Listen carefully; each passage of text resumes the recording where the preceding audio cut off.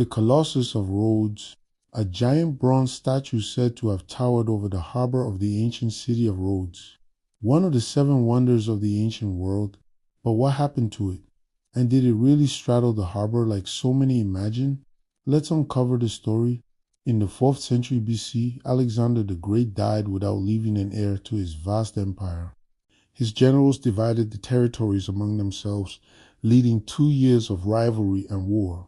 Rhodes, a wealthy island city-state in the Aegean Sea, found itself at the crossroads of trade and politics. By 305 BC, the powerful ruler Demetrius Poliorcete set his sights on conquering Rhodes. He brought a massive army and laid siege to the city. The people of Rhodes, however, stood firm. They had strong walls, well-trained fighters, and the support of allies like Ptolemy of Egypt. The siege dragged on for a year. Demetrius used enormous siege engines, including a monstrous machine called the Helepolis, the taker of cities.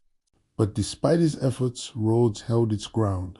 Eventually, Demetrius gave up and withdrew, leaving behind much of his siege equipment.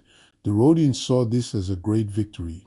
To celebrate, they decided to build a statue in honor of their patron god, Helios, the sun god. Using the bronze left from Demetrius's abandoned war machines, they began one of the most ambitious projects of the ancient world. Construction started around 292 BC, led by the sculpted chairs of Lindos, a student of the famous Lysippus. The statue took about 12 years to complete. When finished, it was said to stand about 33 meters, or 108 feet tall, roughly the height of the modern Statue of Liberty without her pedestal. It was placed at the entrance to the harbor of Rhodes, a symbol of triumph, freedom, and divine protection. But here is where history and legend part ways. Many later depictions show the Colossus with its legs spread wide, straddling the harbor, allowing ships to pass beneath it. This image has captured popular imagination for centuries. However, ancient sources never described it that way.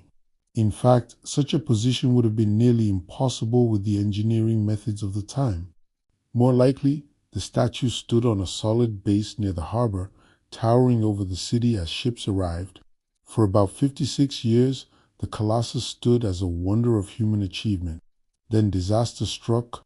Around 226 BC, a massive earthquake shook Rhodes.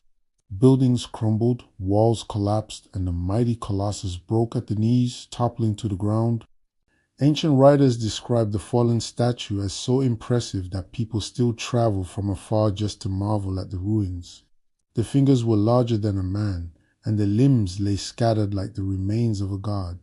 The Rhodians considered rebuilding it, but an oracle advised against it.